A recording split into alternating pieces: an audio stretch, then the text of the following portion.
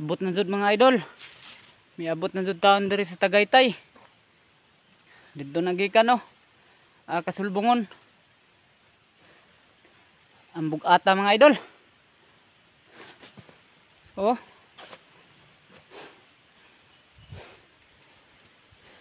Pero sige lang mga idol. Sige kaingon ko pa. Di bali ng bugat. Basta mabuhi ta sa marangal ug limpyo nga paagi.